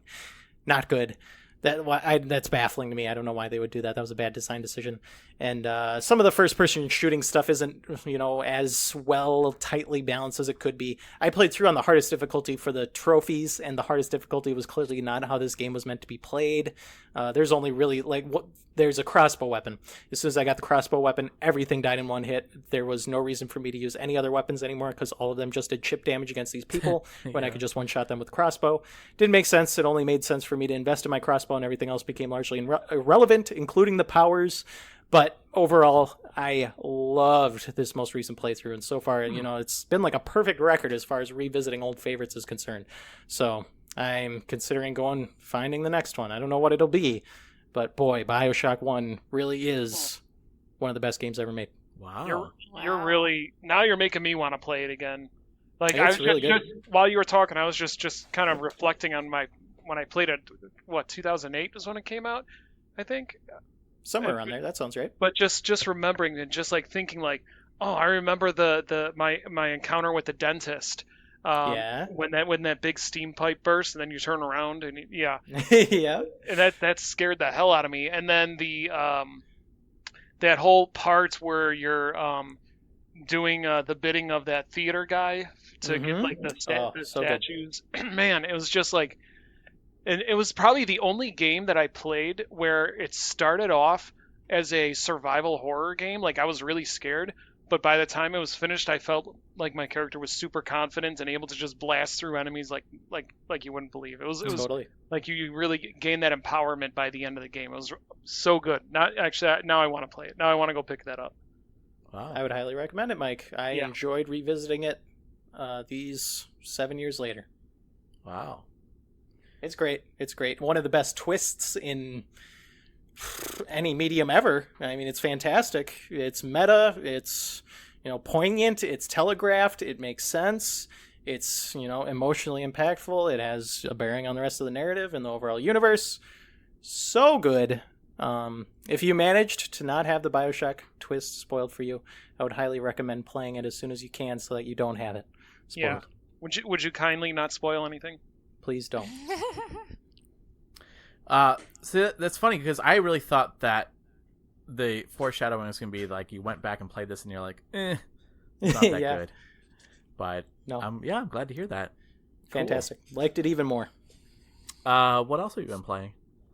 That's about it, unfortunately. I mean, I dumped a ridiculous amount of time restarting sections of BioShock over and over so I could finish it on the hardest difficulty. Wow. I played a little bit of SteamWorld Heist. Oh, I only did like a handful of chapters of that, and I really like it. I like it a lot. I like shooting people. I like putting my characters in good spots, tactical positions to blow some robots to high heaven. Really good, but I'm like only XCOM. It's kind of like XCOM, yeah, like a 2D XCOM. Yeah, cool. And I have to say, like, you beat SteamWorld Quest in record time because, like, I think you got that game. Thursday? Friday, yes. Friday. Jeez. Crazy. That's crazy, dude. I'm dedicated to my craft. Gotta get it done. All right, now let's take a break, and when we come back, we'll get into our hot topic, which is our E3 predictions, so stay tuned.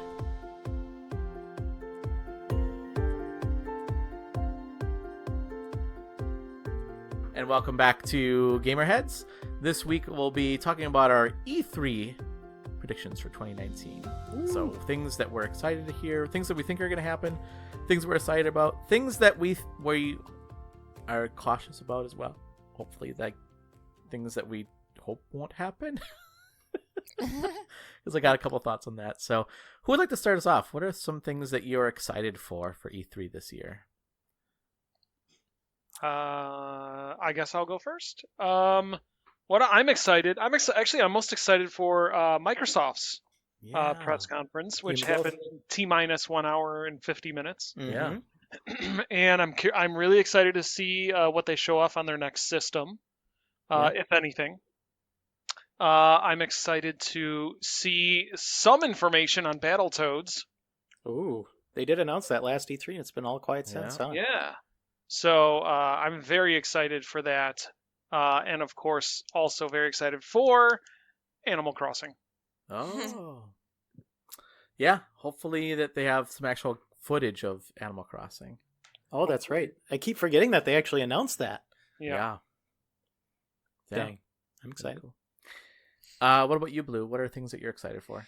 Well, I think mainly out of the Xbox conference today, as I would like for them to give me a reason why I need to keep my Xbox. To be honest, Yeah. because I think what I've discussed before is I literally never turn it on. Even I never play it, and everything that I want to play now that Cuphead's moved over, everything that I want to play is available elsewhere, and I'm just begging for a reason why I shouldn't sell this my 1S. So, they could announce Fable 4, and that would probably make me hold on to it for a little while. But mainly, I would like to see out of the E3 as a whole, not just today, but I really want to hear about indies and brand new IPs. I'm not that interested in all the sequels ad nauseum. The same stuff rehashed over and over and over again, and remasters and all that. Though I would not complain about Ori moving over to Switch. But, right? Yeah, Ori remastered? Yeah. Oh no, Ori on Switch. I'm sorry. Yes. Yeah, Ori on Switch. I don't think Ni no Kuni remastered. That's what I was thinking about. Yeah, that was leaked, wasn't it? It was. That's a great way to play a great game. I heard that's really good. And then I read it. Is it WCC Tech or something? That site was saying that Level 5 was planning on bringing all their major titles over to Switch. So I don't know. I don't know if that Star Wars. I don't know if that. No, that's Factor 5. Gosh dang it, Blue! You got me excited. What does Level 5 make? They make all the RPGs, Yokai Watch, Dark Cloud, those kind of stuff. And I don't know if that's retroactive or just moving forward. But they are partnering with Switch, so that's good news. But yeah, I want to see brand new stuff, not the same stuff, leftovers warmed over again and again and again. Yeah. It's it's funny that you said about the indie games, because I think Microsoft said that their focus is going to be more on indie games than AAA games. And I'm not saying I don't want any AAA games, but if you're going to sell me a AAA game, make it a new one. Yeah. What about you, Christian? What are you excited for? Well, I got to agree with Mike. I am incredibly excited for the Xbox conference. Can't wait. Their last E3 conference was fantastic. I really enjoyed it a lot, and they just teed themselves up to really knock it out of the park again this year. And, last year they already let the cat out of the bag with their new next generation Xbox. They're like, yep, it's happening. Hope we get more information about that, because there's just something inherently exciting about witnessing a new console announcement. It's all sunshine and rainbows when they announce it, obviously. I mean, they're always like, this thing can do all of these things, and we are moving forward with a brand new philosophy. Here at Microsoft, we want to make sure that everyone remains connected as video gamers. We've heard that lingo all the time, and they come out with a new box that's largely the same as the last box, but it can do better graphics. And that's fine. I just want to see, I want to see those really cool graphics. I want to see what this new console can do. I'm excited for that. And Xbox is probably where we're going to see the most games, and that's what I want to see too. I want to see new. I'm, agreeing with Blue on this too. I want to see new stuff. I want to see what all of those studios that Xbox acquired, I want to see what they're slaving away making, because Xbox was just, that was a big pinnacle of their announcements last E3. And I want to see whether or not that stuff has been brought to fruition. So the Microsoft conference is definitely what I'm most excited for. I'm also grateful for the fact that EA doesn't have a conference this year, because the one last year was atrocious. And I hope we see more about Elden Ring, which was leaked, which was George R.R. Martin's collaboration with From Software, because that is a brand new IP out of the fantastic From Software. And I want to see them continuing to do new stuff. And I think collaboration with George R.R. Martin, the little teaser image that we've seen that got leaked out of Bandai Namco, I think it was, a bunch of like weird fire ring things. That is the tone I wanted to see. I did not want to see a Game of Thrones game. I wanted to see something new. And this looks like, it's that one image is all I got to go on. But I got to say, I'm very excited for what that thing might end up being. Yeah. Yeah, I mean, I agree with that too. I think one thing that I'm excited for is the fact that, you know, Microsoft, this is their moment to shine, right? So I'm hoping that that they do well. I'm in the same boat with Blue. I mean, I think I'm looking for a reason that I should keep playing my Xbox. I'm a little worried that they're gonna more focus on, like, look how cool this next gen console is gonna be. Look at the specs it's gonna have, and not really show me why I should keep my current gen. That's what I'm a little concerned of. I think I'm also very excited to see some more footage of the Marvel's Avengers game that's coming out. That's gonna be worked on by Square Enix. I'm super excited about that game. Yeah, I mean, I think that's the big game that I'm. Oh, and Cyberpunk 2077. I hope that we see more of that too, because that would be awesome. Those are the things I'm excited about. What do you think? What are some of the other predictions are going to happen? What do you think we'll see at this E3? Other predictions? Well, I mean, like, what kind of? I mean, do you think we're going to have? I mean, I guess what do you think we'll have new games from some of these studios that they were acquired by Microsoft? I guess what are some of your, I don't know, what are some predictions?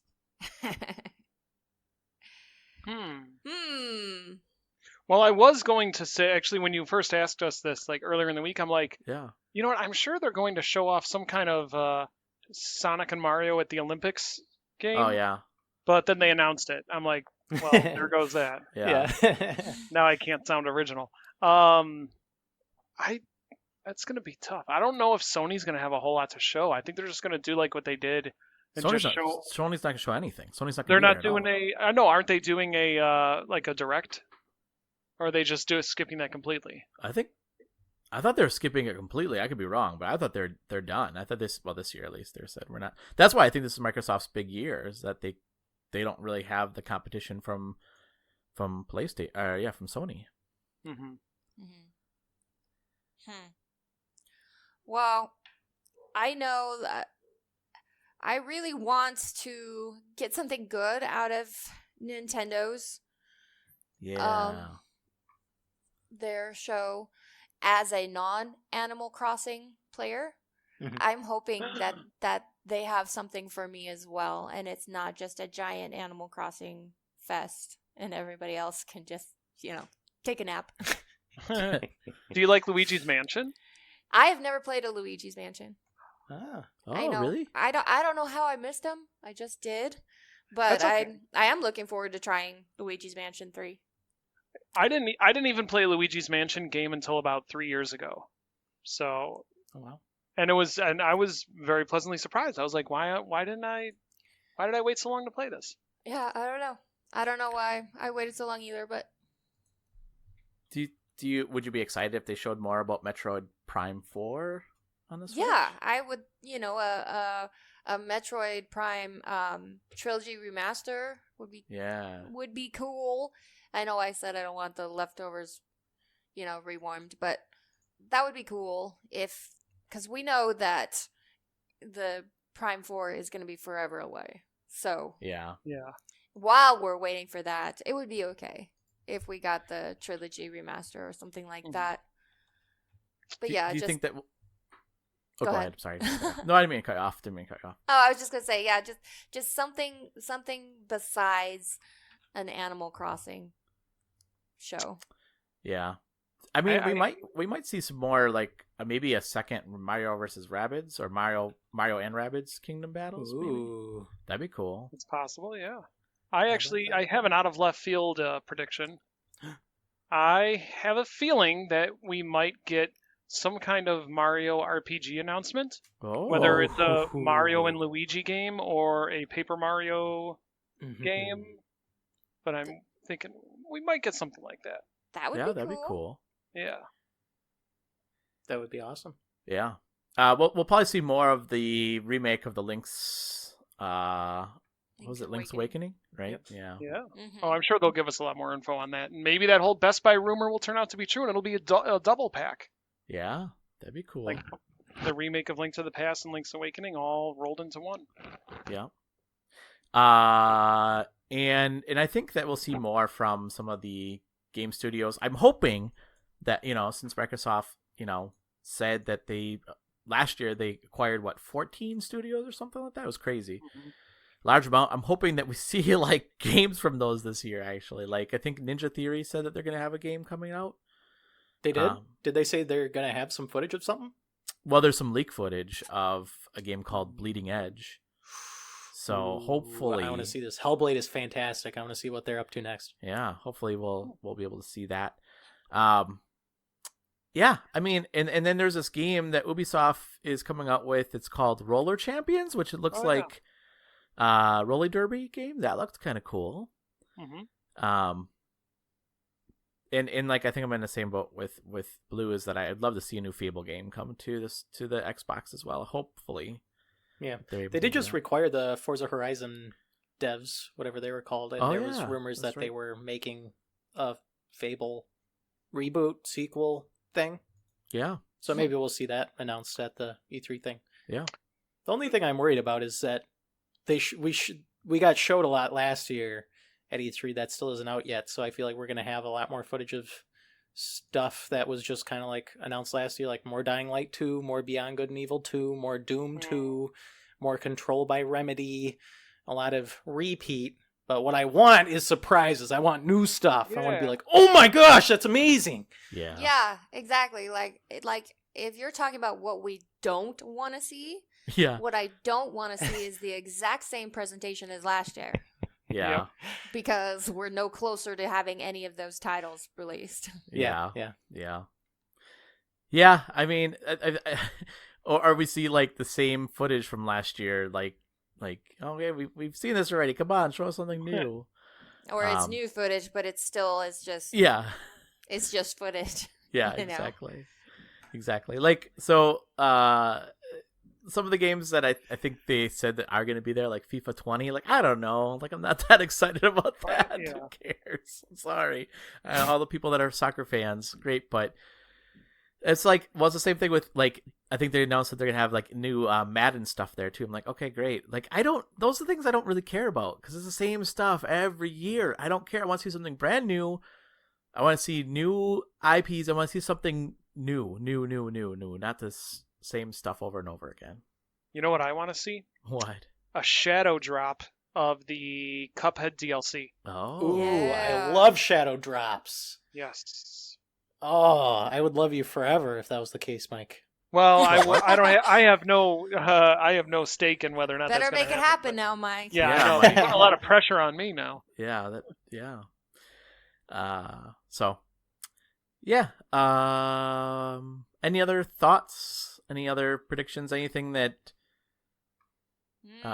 you're again like the things that you hope don't happen at E3? Wii Music 2. Oh God. Hey, I hope Ubisoft has something up their sleeve because they've got a lot of cards already on the table with Beyond Good and Evil 2 and Just Dance that they freak out about every year. Yeah, and their Ghost Recon game, another one of those.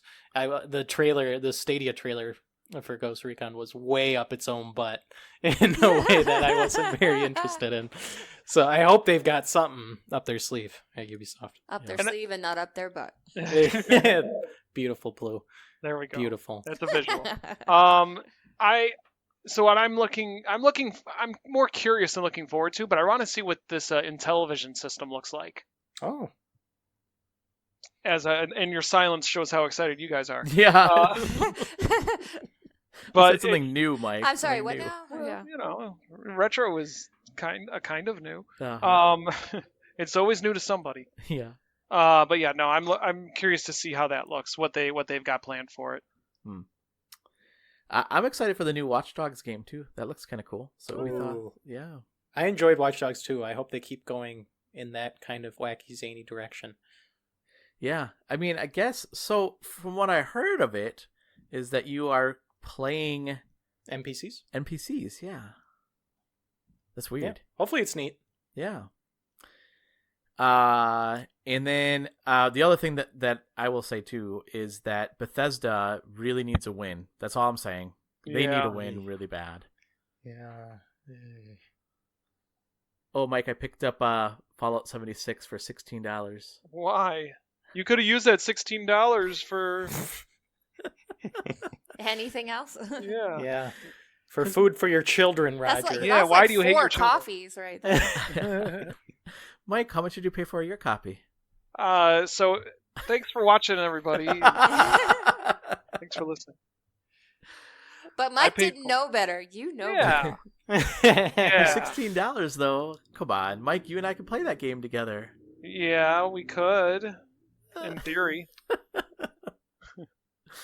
Blue, do you have any final thoughts?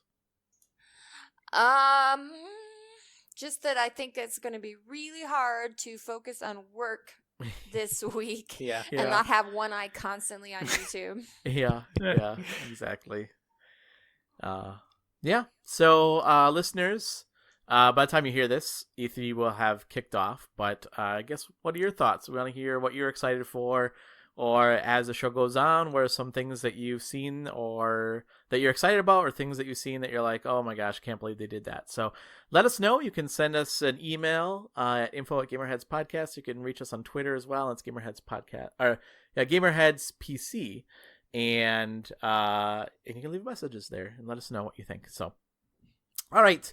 Before we go, let's go around the room and tell people how they can get a hold of us. And Blue, how can people get a hold of you? You can almost always find me on Twitter. My handle is @WritersView, and it's spelled with a Y, so WRY. And then I also have a website, which is writersview.com. Great. And Mike, how can people get a hold of you? You can find me on Twitter @TCThrowers. And you can also check me out at twitch.tv/TCThrowers. Great. And Christian, how can people get a hold of you? I'm also on Twitter @ChristianCubza. Otherwise, you can read my reviews, like the one for SteamWorld Quest, at GamerHeadsPodcast.com, PushSquare.com, and NewGameNetwork.com. Great. And listeners, as I mentioned before, how you can get a hold of us. Do reach out to us if you have any comments or questions for the cast. We'd love to answer any questions you might have. And then also, if you do like the show, show us support by going to our iTunes account, and our iTunes link, I should say. And that's in a link in the show's notes. You can click on it and you can leave us a review there. We'd love to hear what you have to hear about the show, and giving us reviews will also allow other people to know about our show as well. All right. So Mike, thank you so much for joining the show. Always a pleasure. And Christian, thank you so much for joining the show. Thanks for having me. And Blue, thank you so much for joining the show. You are welcome. And listeners, thank you so much for giving up another couple hours of your time to listening to us and having us be part of your daily conversations. We really appreciate that. So with that, I hope that you're all excited about E3, and I hope that there's some really cool games that are coming out this week that are surprises, and maybe even something that we'll be able to download this week as well. All right, until next time, we'll see you later. Bye. Bye. Adios.